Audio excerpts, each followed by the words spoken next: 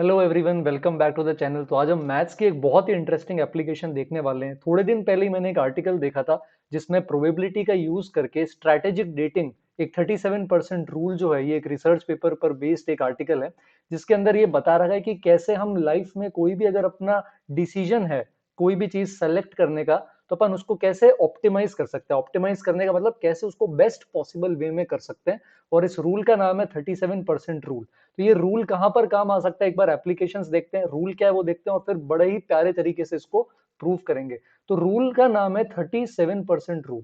37% rule क्या बोलता है कि मान लो आप कोई भी चीज सेलेक्ट करने जा रहे हो। अब जैसे सिलेक्शन के क्या एग्जांपल हो सकते हैं, जैसे मान लो डेटिंग है तो है ना, जैसे मान लो आपने डिसाइड कर रखा है कि आप लाइफ में सेटल होने से पहले 100 पार्टनर्स को डेट करना चाहते हो और उसमें से जो बेस्ट पॉसिबल पार्टनर है आप उसके साथ सेटल होना चाहते हो।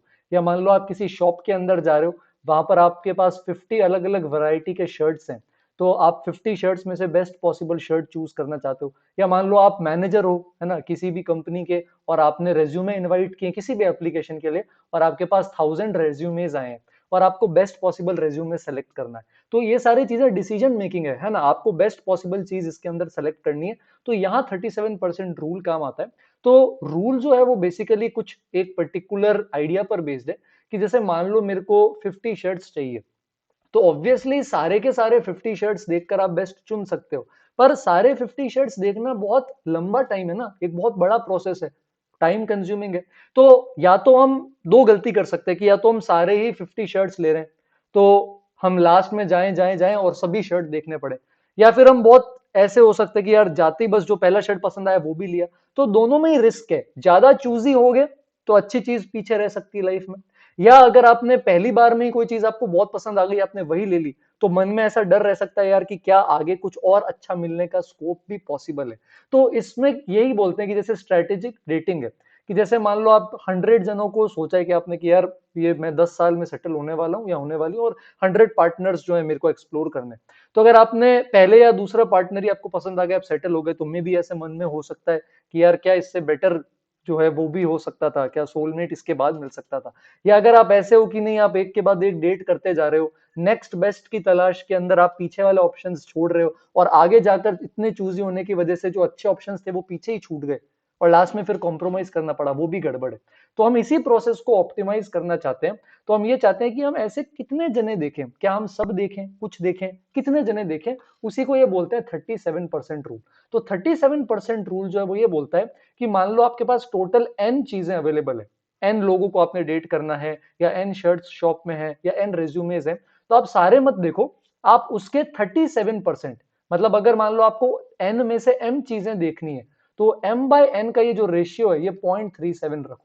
मतलब एम बाय एन का जो परसेंटेज है ये 37% होगा टोटल पॉपुलेशन के अंदर से, चाहे शर्ट की हो चाहे रेज्यूमे, उसमें से आप 37% ही देखो। उसमें से जो आपको बेस्ट लगता है दिमाग में कि यार ये बेस्ट है, तो उसके बाद जो आपका अगला बेस्ट है वो 37% देखने के बाद जो अगला बेस्ट आपको मिलता है आप उसी के साथ सेटल हो जाओ।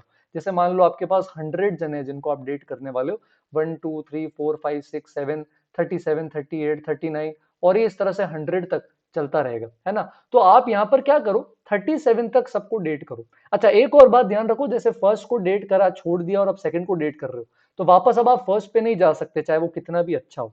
तो ऑब्वियसली स्टार्टिंग के जो 37% है, इसमें कोई कितना भी अच्छा होगा आप उस पर दोबारा नहीं जा पाओगे, ठीक है।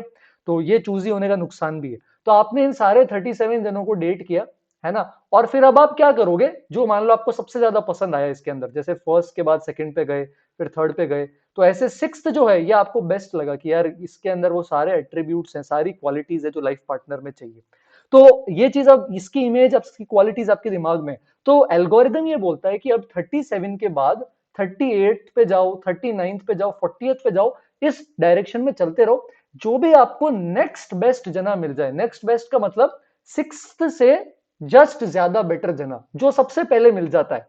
हो सकता है भले ही 100 पोजीशन पे आपका सोलमेट है, पर आपको 100 पे जाने से पहले ही अगर कोई ऐसा जना मिल गया जो इस सिक्स्थ वाले, जो पहले 37 में बेस्ट है, उससे भी अच्छा है, तो आप इसी के साथ सेटल हो जाओगे। तो इसके केस के अंदर आपका हो सकता है सोलमेट आए भी, ना भी आए, बट आप इतनी श्योरिटी जरूर रख पाओगे कि हाँ, ये जो 37% जनता है, इसके कंपैरिजन के अंदर आपको नेक्स्ट बेस्ट मिला।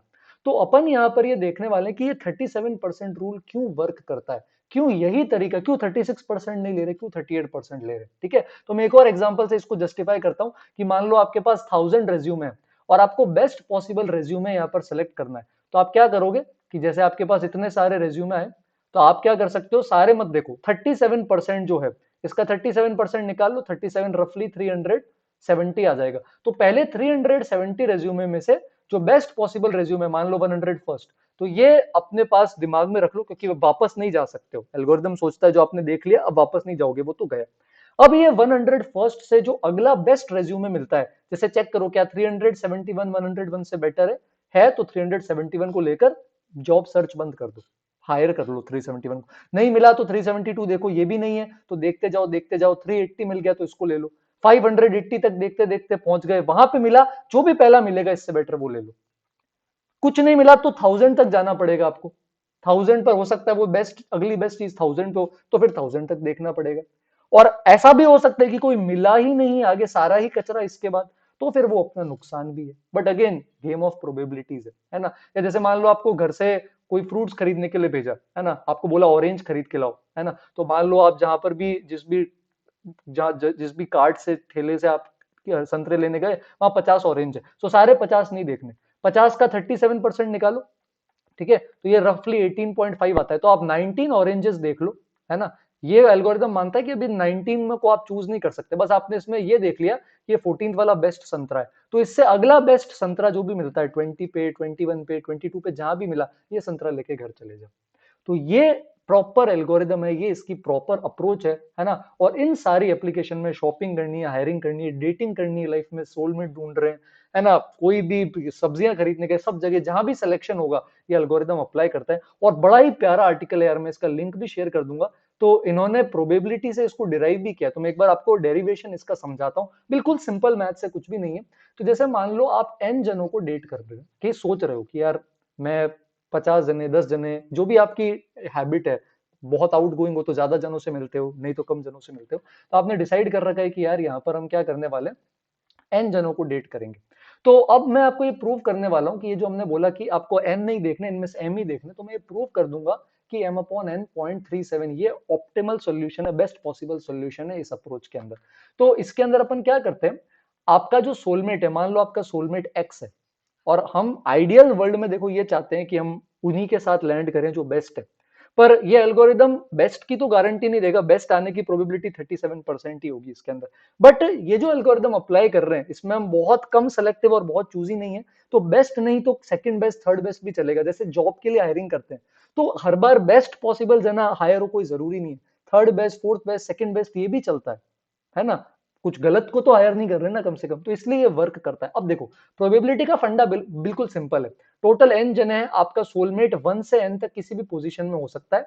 आप पहले एम जने देखोगे और उसके बाद एम, इन एम में जो भी आपको बेस्ट लगा उससे जस्ट अगला बेस्ट जो आपको मिले, चाहे M+1 पे मिले, चाहे M+2 पे मिले, चाहे M+3 पे मिले, जिस भी पोजीशन पे मिल गया आपको जस्ट अगला बेस्ट, तो सब कुछ छोड़ के बस उसी के साथ सेटल होना है लाइफ में। ठीक है, तो अब ये जो आपका एक्स जो पर्टिकुलर सोलमेट है ये इन 1 से n पोजीशन पे कहीं भी हो सकता है। ऐसा समझ लो ये n कुर्सियां हैं और वो इनमें कहीं पर भी जाके बैठ सकता है। तो आपका सोलमेट एक्स फर्स्ट पोजीशन पे, इसकी प्रोबेबिलिटी 1/n, सेकंड पे होगी इसकी भी 1/n, थर्ड पे होगी ये भी 1/n। तो किसी भी पोजीशन पे आपका सोलमेट सिचुएटेड हो सकता है, हमको पहले से नहीं पता, जब तक हम एक्सप्लोर नहीं करेंगे हमको पता नहीं चल पाएगा। तो ये तो गिवन है ना, कहीं पर भी हो सकता है। पर आपका सोलमेट कहीं पर हो और आप उसको चूज कर पाओ ये भी कोई जरूरी नहीं है।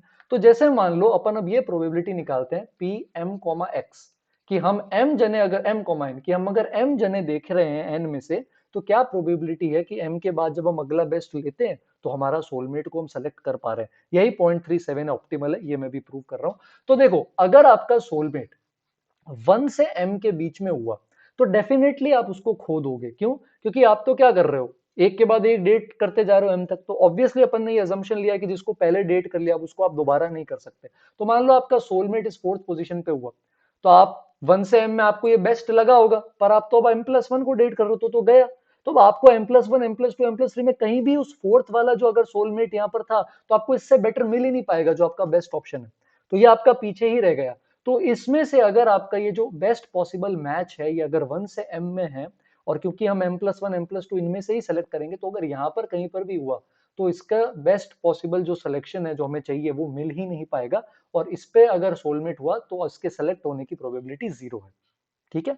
अब अपन देखते हैं कि अगर यहां नहीं हुआ तो क्या प्रोबेबिलिटी है। तो मान लो आपका सोलमेट एक्स पोजीशन पे, ठीक है, तो अब यहां पर क्या होगा, आप डेफिनेटली 1 से m में जिसको भी बेस्ट मानोगे, मान लो आपने इसको बेस्ट माना था, तो आप m के बाद m+1 पर आओगे, आपको ऑब्वियसली ये बेटर लगेगा क्योंकि फोर्थ से ये अच्छा है और आप इसको चुन के ले जाओगे अपने साथ, है ना, बेस्ट मैच है आपका।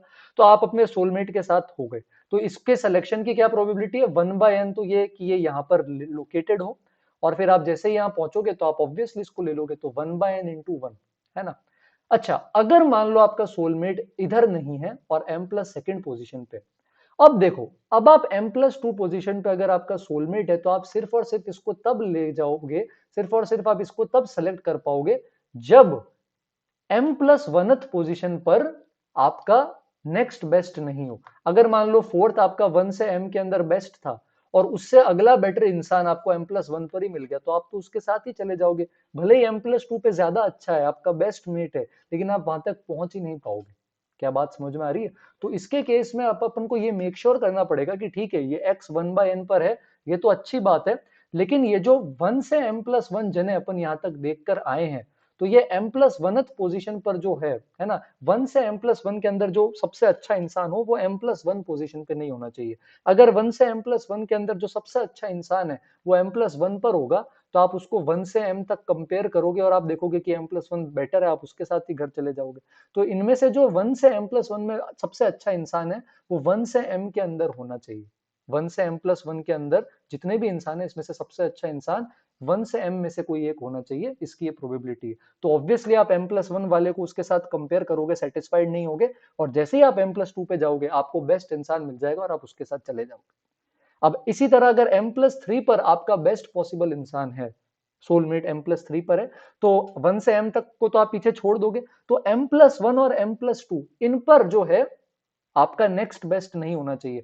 1 से m के अंदर जो है, जो सबसे अच्छा इंसान आपके 1 से m में था, वो m+1 m+2 से भी अच्छा होगा, तभी तो कंपेयर करते करते आप m+3 तक आओगे। तो m+3 पर सोलमेट होगा, ये 1/n प्रोबेबिलिटी है। और 1 से लेकर m+2 जितने भी जने आपने देखे हैं, इसमें से जो बेस्ट इंसान है वो शुरुआत के m में होना चाहिए, m+1 m+2 पे नहीं होना चाहिए, तभी आप m+1 m+2 को रिजेक्ट करके m+3 तक जा पाओगे। अब ये पैटर्न आगे भी चलता रहेगा। तो अगर आपका सोलमेट m+4 पोजीशन पे और आप उसको सेलेक्ट भी कर रहे हो, तो m+4 पोजीशन पे होगा, उसकी प्रोबेबिलिटी 1/n, और सेलेक्ट आप तभी कर पाओगे जब शुरुआत के m+3 जनों में बेस्ट पॉसिबल इंसान पहले m में हो, तभी m+1 m+2 m+3 को इग्नोर मारा जाएगा। और ये प्रोसेस चलता रहेगा तब तक जब तक हम लास्ट में नहीं आ जाते। तो जब हम nth पोजीशन पर आ जाएंगे, यहाँ पर आ जाएंगे, तो इसके अंदर पूरा 1 से n-1 पूरी दुनिया देख कर आए हैं, तो इसके अंदर भी यही होना चाहिए कि जो आपको सबसे अच्छा इंसान लगा है वो शुरुआत के m में हो, m+1 m+2 से n-1 तक आपको अच्छा इंसान नहीं मिले कोई भी उससे ज्यादा, तभी आप चेक करते करते लास्ट तक पहुंच पाओगे। तो ये इसकी प्रोबेबिलिटी। तो अब अगर अपन इन सबका यहाँ पर सम कर देंगे, है ना, तो ये 1/n × 1 इस तरह से चल रहा है, तो मैं 1/n कॉमन ले लेता हूँ, इस 1 को अभी के लिए मैं m/m लिख लेता हूँ। तो यहाँ पर 1/n और m ये भी कॉमन ले लेंगे, तो ये जो प्रोबेबिलिटी Pm, n है, ये आ जाएगी अपने पास m/n, और यहाँ पर अपने पास अंदर आ जाएगा इसके केस के अंदर, अगर अब यहाँ पर अपन देखें कॉमन लेने के बाद क्या बचेगा, तो ये आ जाएगा 1/m, 1/m+1, 1/m+2, और ये चलता रहेगा 1/n-1 तक। तो ये प्रोबेबिलिटी है कि आप अपने सोलमेट को सेलेक्ट कर पाओगे, गिवन दैट आप n में से m देखकर उनको इग्नोर मार चुके हो और उनमें से बेस्ट उठाकर आगे कंपेयर कर रहे हो। तो अब ये m क्या है ये निकालना है, ये m/n रेशियो क्या है, ये 37% क्यों आता है, ये प्रूव करना है अपन को। तो ये प्रूव करने के लिए अपन को ये मेक श्योर करना पड़ेगा कि अगर यही m अपना बेस्ट पॉसिबल m है, मतलब अगर अपन 100 में से 37 जने ही देख रहे हैं, n 100 और 37 ही देख रहे हैं, तो 36 से जो प्रोबेबिलिटी आएगी वो उससे भी ज्यादा होना चाहिए, और 38 से जो प्रोबेबिलिटी आएगी ये इससे भी ज्यादा होना चाहिए। तो यहां से अपने पास क्या होंगी, दो इनइक्वालिटीज बन जाएगी, है ना। तो यहाँ पर अगर अपन ये निकालेंगे, तो पहले इस इनइक्वालिटी को सॉल्व करते हैं, तो यहाँ पर आ जाएगा m-1/n, जहां जहां m है वहां m-1 रख दो, तो अंदर आ जाएगा 1/m-1, 1/m-1+1, 1/m-1+2, और ये चलता रहेगा एंड तक। है ना। तो ये प्रोसेस जो है ये क्या करते रहेंगे, इसी तरह से अब अपन क्या करते रहेंगे, एंड तक इसको चलाते रहेंगे। तो ये जो लास्ट में अपने पास यहाँ पर n-1 था, तो ये भी m+1 m+2 इस तरह से चलता जा रहा था, तो ये भी यहाँ तक एंड तक क्या हो जाएगा, इसके केस के अंदर भी चलता जाएगा। तो अगर यहाँ पर भी अपन इसके अंदर सॉल्व करने वाले हैं तो ये कुछ इसी तरह से आ जाएगा अपने पास, तो ये भी एंड तक चलता रहेगा। और ये जो है ये इससे क्या होना चाहिए, छोटा होना चाहिए, यानी m/n, और यहाँ पर 1/m 1/m+1 ये चलता रहेगा एंड तक 1/m+2 इस तरह से। ठीक है, सेकेंड इनइक्वालिटी पे भी आएंगे, तो इसको सॉल्व करेंगे तो यहाँ पर n से n क्या हो जाएगा, कैंसल। अब जैसे आप ब्रैकेट खोल दोगे तो 1+m-1/m, फिर m-1/m+1, फिर m-1/m+2, ये चलता रहेगा एंड तक चलता रहेगा। और इधर भी यही आएगा 1+m/m+1, है ना, m अपॉन यहाँ पर आ जाएगा m+2, फिर m/m+3, ये भी क्या हो जाएगा एंड तक, जब तक m/n-1 नहीं आता ये भी चलता रहेगा। तो इसमें ये 1 वाला पार्ट तो क्या हो जाएगा, कैंसल हो जाएगा, है ना। और इसके अंदर अपन क्या कर सकते हैं, एक तरफ भेजकर एलसीएम ले सकते हैं। तो इन्होंने इसी को इस आर्टिकल के अंदर सॉल्व किया है, जो अपन ने भी देखा ना।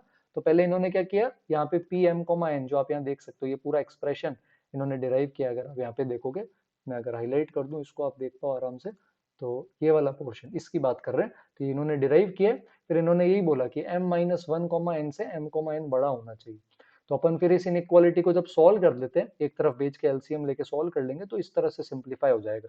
तो अपने पास यहाँ पर आ जाएगा कि 1 से बड़ा है अपने पास 1/m, है ना, 1/m+1, 1/m+2, और ये चलता रहेगा 1/n-1 तक। इसी में अगर यहाँ ऊपर आए अपन, है ना, ये पी एम कोमा एन था, तो ये बड़ा होना चाहिए किससे, m+1 से। तो यहाँ m+1 आ जाएगा, इधर भी m+1 आ जाएगा, फिर m+2 आएगा, m+3 आएगा, ये भी n-1 तक एंड में चलता रहेगा।